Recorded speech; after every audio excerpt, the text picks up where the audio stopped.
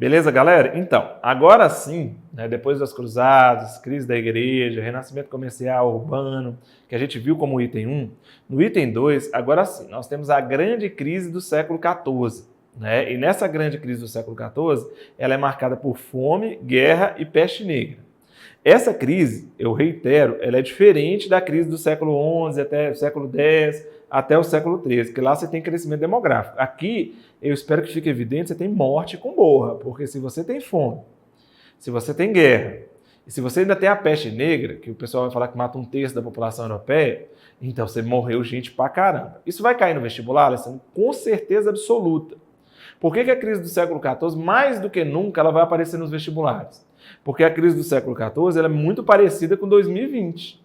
Se hoje nós temos a pandemia de coronavírus, né, e o Covid-19 está matando gente no mundo inteiro, e marca a globalização, a crise do século XIV também ela globaliza a doença, porque também a peste negra, há quem diga que ela veio do Oriente. Então, se aqui teve uma chinafobia, sei lá como é, ou asiáticofobia, veio da China, a China que preparou, a China trouxe, o vírus está chegando, e aquela neurose do vírus, né, e aí a China tinha que matar um monte de gente dela mesma para trazer o vírus, né, e aí o vírus chega para todo quanto é lugar e morre todo mundo. E não é a China que está mais avançada na vacina, então isso aí já quebrou um pouco, apesar que vão falar que é da Rússia, aí tem Estados Unidos. Apesar de, é claro, que tem gente que está ganhando dinheiro com o problema do coronavírus, a crise do século XIV também fez as pessoas pensarem no fim do mundo. Você já deve ter ouvido falar de pessoas até estudadas, né? A minha esposa, por exemplo, tem 2 doutorados, ela falou lá, tá parecendo que o mundo vai acabar, esse negócio de gafanhoto, esse negócio da pandemia, você de máscarazinha. Você tá doido, parece que o mundo vai acabar. Foi a mesma sensação que você tinha no século XIV, e por isso que uma das últimas coisas que eu pedi para você assistir é o filme Nome da Rosa, que eu mostrei trechos, mas para você assistir o filme Nome da Rosa, para você conseguir, né, no momento que eu comento sobre trechos, fazer essa comparação, porque ela também pode ser útil para a sua redação, beleza? Eu vou trabalhar item a item, mas os itens estão juntos, viu? A fome, a peste e a guerra, elas acontecem ao mesmo tempo, mas vamos lá. Primeiro item, item A fome. De onde vem a fome? Veja bem, você teve um processo que a gente falou que é desde o século VIII, que ele ganhou mais força no X e que ele ganhou uma super força no XII, que é o processo de arroteamentos. Você ia cultivando em terras que não eram cultivadas, regaçava aquelas terras, e no momento que você arrebentava com aquelas terras lá, arroteava aquelas terras, você plantava gêneros alimentícios. E aí você aumentava os gêneros alimentícios, isso gerava o êxodo rural, a pessoa saía do campo, ia para a cidade e aglomerava na cidade. Beleza. O que isso vai gerar com o tempo? Século VIII até o XII é um tempinho razoável, e vai explodir no XIV. Quando chega no século XIV, o que vai acontecer é que os problemas ambientais eles vão se avolumar. Por causa de quê? Por causa do crescimento demográfico e por causa dos arroteamentos. Aí você vai ter problemas ambientais gravíssimos. Na região que seria hoje França, que na época lá era a região franca, você vai ter longos períodos de seca, seguido de longos períodos de chuva. Isso vai destruir a base de colheitas.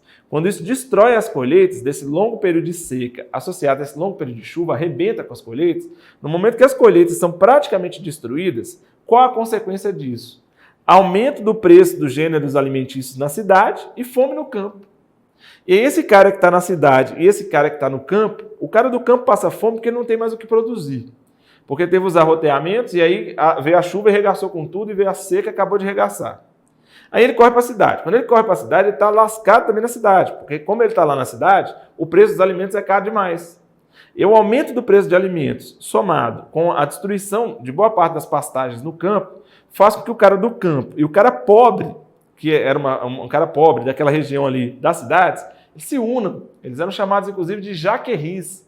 E a pobre, que passou fome, mais famosa que tem, do qual também sugiro assistir um filme, é Joana d'Arc. E esses grupos vão se juntar aos grupos burgueses e vão falar, nós não vamos pagar imposto para ninguém não. E começam aquelas revoltas comunais, eles começam a invadir castelos, começam a invadir regiões que eram habitadas pela nobreza, e começam problemas dentro da própria região da França, dentro da própria região da Inglaterra, e esses problemas vão se avolumando, e a fome vai se avolumando.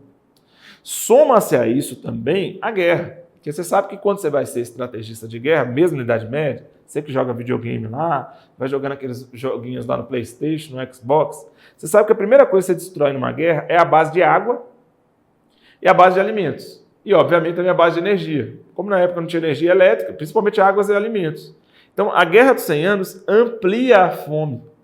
E como você tem fome, sistema imunológico baixo, e você ainda tem péssimas condições de saneamento, isso vai acabar gerando o quê? Isso vai gerar uma peste, também proveniente de um animal, neste caso não de um animal silvestre, como no caso do Covid-19, que é do rato, e aí você vai ter a peste negra ou peste bubônica. Aí complicou, porque aí, Alessandro, você está dizendo que a peste negra e peste bubônica, então, ela é fruto do próprio processo de urbanização mal planejado na Europa, do próprio crescimento demográfico, das próprias pessoas se aglomerando nas cidades, se aglomerando nos grandes centros, de um problema sanitário da própria Europa? Sim. Mas alguns livros didáticos falam que, além disso, a peste viria do Oriente. E aí, nesse contato que tinha das cruzadas e com a própria Guerra dos 100 Anos, que se avolumam as guerras, tem pessoas, inclusive, que distribuíam a peste ou outras doenças como a lepra como uma forma de ganhar a guerra ou como uma forma de castigo. Quem assistiu o filme Cruzados lá vai ver que tem um momento que o rei até encosta no outro cara que desobedece ele para passar a lepra para ele. Então, a difusão da doença ela é enorme, porque a própria guerra tem essa característica de difundir a doença. Aí o número de mortos ele é absurdo. E é lógico que algumas pessoas vão atribuir isso às trombetas do Apocalipse, né? Vai ter um período que vai ter fome, vai ter um período que vai ter peste, e vai ter um período que vai ter guerra. E o mundo vai acabar. Então, aquela ideia que a gente chama de visão escatológica, que é aquela perspectiva de visão do fim do mundo, ela começa a pairar pela Europa no século XIV. Quem também viu o filme Nome da Rosa deve ter visto com frequência isso. Então, para a atualidade, você tem que ficar muito esperto, porque neste caso, a peste negra e a fome, elas podem ser muito bem articulados, apesar da minha aula hoje não ser sobre isso, nesse momento, a própria redação. Porque você tem problemas sanitários, processo de urbanização, processo de modernização mal planejado, a vinda e o vínculo de estrangeiros via navegações, né? Hoje, no caso de Covid, seria principalmente via a questão aérea e os aeroportos, como centros de doenças, né? Esses lugares e centros comerciais eram centros de doença. E aí você tem uma epidemia de peste negra que mata muita gente. Lembrando que, infelizmente, a peste negra está voltando na China, e existe a possibilidade de ter a vacina para a Covid-19 e em seguida nós temos um outro momento pandêmico associado à peste negra. Isso com certeza vai ser cobrado nas provas que vocês vão fazer aí. Enem, FUVEST, Unicamp, qualquer prova que você for fazer, é uma tendência que se cobra esses grandes momentos históricos em que as doenças mostraram para o mundo assim, vixe, lascou. E que ao mesmo tempo o mundo teve que criar recursos de tecnologia para combater essas doenças.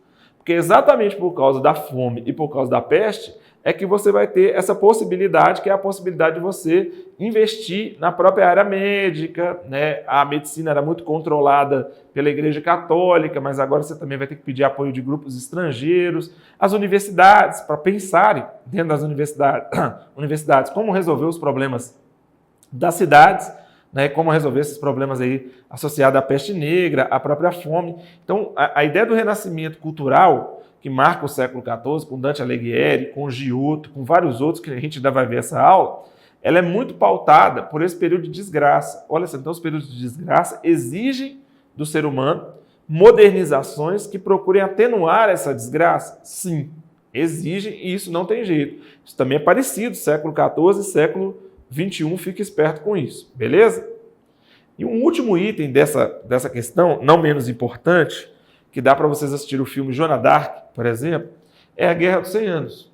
Porque nessa guerra aí, que vocês devem estar percebendo, lá tem mais de 100 anos, é uma guerra de mais de 100 anos, mas é apelidada de Guerra dos 100 Anos, nós temos o que Napoleão Bonaparte depois criticou, que era aquela questão das guerras longas, das guerras longínquas, né?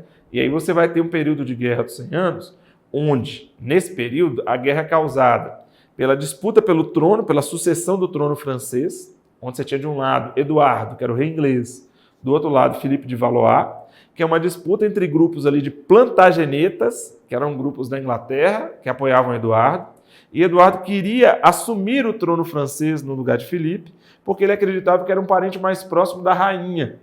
E conforme as leis inglesas, parentes mais próximos assumem o poder, independente se é do homem ou se é da mulher.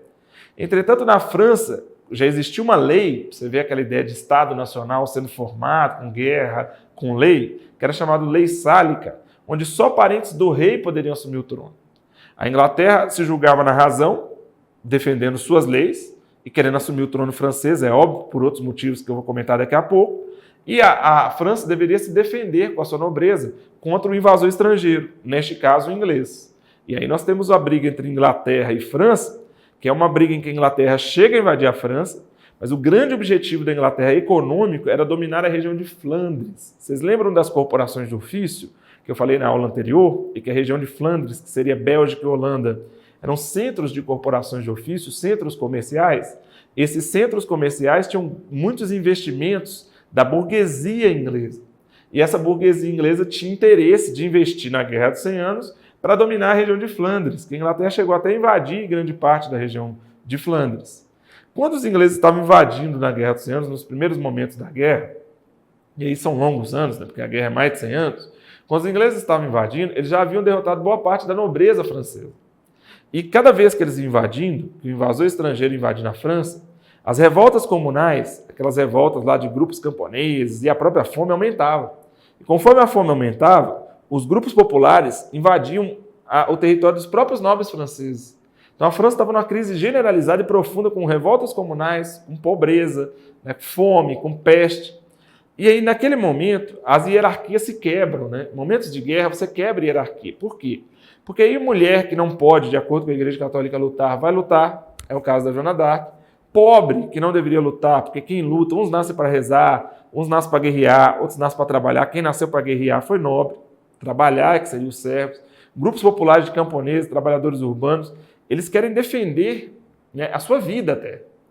Então, tem até um discurso que chama assim, Carta de Joana d'Arc, Discurso de Joana d'Arc, que tem um diálogo que seria entre o nobre e um camponês francês. E aí o nobre pergunta assim, camponês, por que você está me atacando? Eu sou francês. O camponês responde, o que é francês? Aí ele fala, francês é alguém que está lutando contra a Inglaterra. O camponês responde, o que é Inglaterra? É uma mulher?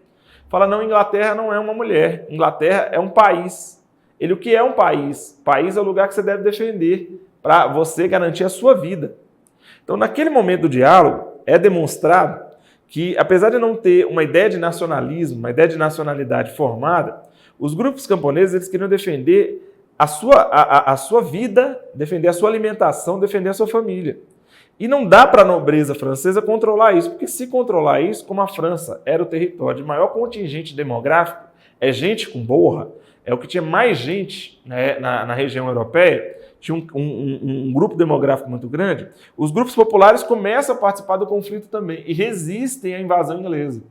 E quando resistem à invasão inglesa e a França vence a guerra, a França tem um grande dilema. Qual é o grande dilema francês? Beleza, nós evitamos a invasão da Inglaterra, conseguimos defender o nosso território, conseguimos defender a nossa moeda, conseguimos defender as nossas trincheiras ali, as nossas regiões, as nossas fronteiras, nós conseguimos defender as nossas tradições, nós vencemos os ingleses. Mas nós quem? Porque como os grupos populares participaram da guerra, se a nobreza admitisse que os grupos populares ajudaram muito na vitória, esses grupos populares eles deixariam de ser populares e passariam a ser nobres. Até porque boa parte da nobreza já havia morrido. E alguns desses grupos populares tinham até parentesco com esses grupos da nobreza.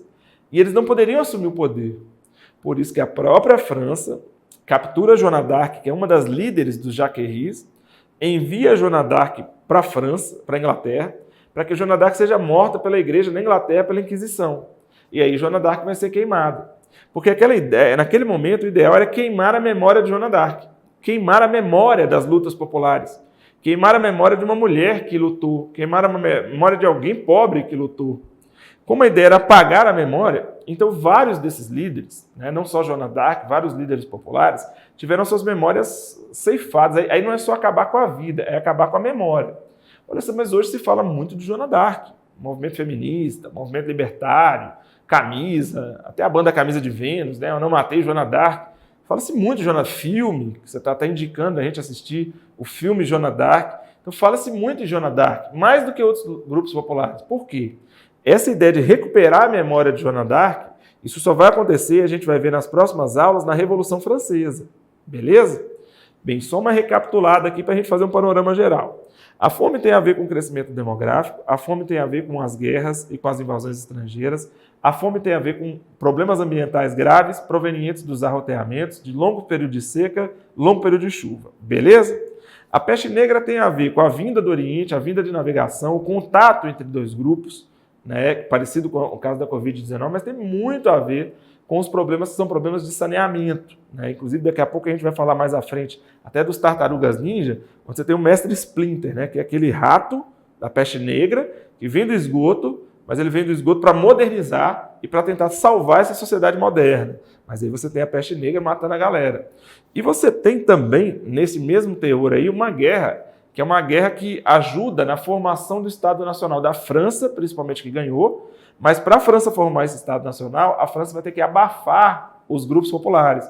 E abafar os grupos populares é simbolizado pela morte de Joana d'Arc, posterior à vitória da França na Guerra dos 100 Anos. E você tem uma Inglaterra debilitada, que é uma Inglaterra que, ao estar debilitada por causa da derrota, ela precisa se recuperar, se reestruturar para conseguir unificar o seu reino e também conseguir ter chance aí no processo de navegações, no processo de desenvolvimento comercial.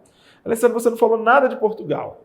Então, Portugal se dá bem com a Guerra dos 100 Anos? Sim, porque Portugal já havia expulsado os muçulmanos na Guerra de Reconquista, já havia formado seu Estado Nacional e Portugal já estava caminhando para as grandes navegações, que é o que a gente vai ver nas próximas aulas, beleza? Então aí, ok, aqui vocês têm uma aula aqui sobre crise do século XIV, que é uma aula muito importante e é uma crise diferente da primeira crise feudal, beleza? Abraço para vocês.